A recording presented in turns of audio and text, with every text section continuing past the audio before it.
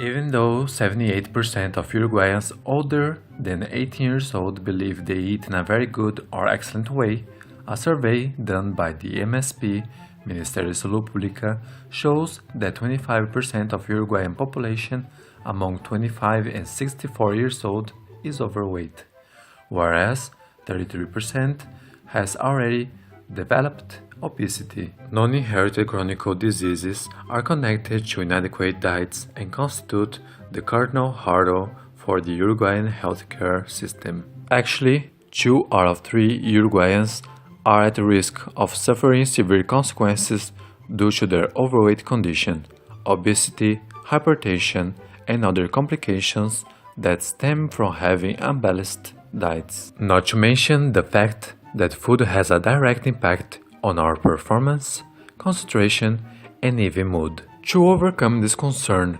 experts agree that it is vital to change eating habits. To do so, it is essential that people be re-educated. If teachers are in charge of part of this task, the question is, to begin with, how do educators behave in relation to their own eating habits? Eating is for your body, and your body is your temple. Healthy but boring. Obsessive. Practical. Maybe a disaster. Regarding the educational system, in Uruguay many programs and policies have emerged to facilitate students the access to at least 3 meals a day. Specifically, there is a law that focuses on preventing hypertension and overweight problems, but whose target is young kids and teenagers. In other words, teachers have not been considered part of those proposals. I wake up very early in the morning at 5:30. I have some fruit and I run on the treadmill. And then I go to school at 7:30 till 4 o'clock. So my lunch is there, and I always take some vegetables or fish, something that contains good things, not only a sandwich. Sometimes I have a sandwich, but I hate that. But well, if there is nothing else available, I have to do it. Coming from, say, ethnic backgrounds, food is quite important. But as a rule, because of my working life, something's got to give, and food sometimes is the case. The timetables are a difficult thing to get on with the meals. So I eat when I can, what I can. I don't eat at the same time every day, and also most days I don't have enough time to cook. So yes, it has a big influence. As I have to work a lot, I don't have time to prepare my own food, so I have to buy it in different places. Eating involving much more than satisfying hunger, nourish the body and prevent or treat certain sicknesses. Food gives pleasure and contributes to initiating and keeping personal, family, and business relationships. It helps express individuality, a sense of belonging, love, and tender. That is why it is advisable that people enjoy meals by eating them slowly and, if possible, accompanied. Another obvious tip in order to achieve a nutritious diet is to combine food of animal origin with food of vegetable origin and avoid ultra-processed food on a daily basis. The consumption of ultra-processed food among Uruguayans has increased 146% in barely 1 decade. What is more, in 2013, each Uruguayan ate 150 kilos of ultra-processed food, which implies that homemade meals have been replaced by unhealthy food.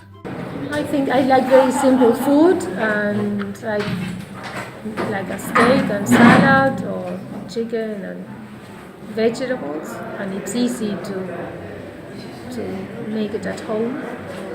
I make sure that the vegetables are washed. I try to. I'm very organized.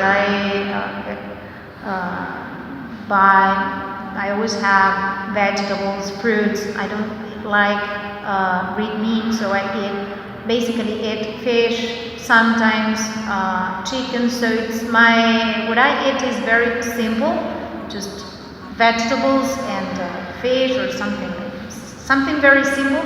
And I like eating salads and so on. So I don't need to plan in advance because I'm kind of boring. This leads to another important point: cooking.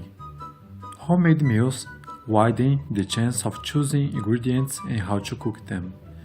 Since one of the main drawbacks for not cooking is the lack of time, the solution is to design a menu in advance. It is also recommended that everybody have a breakfast and try not to skip any meals of the day. Additionally, it is preferable to drink plenty of water rather than other beverages.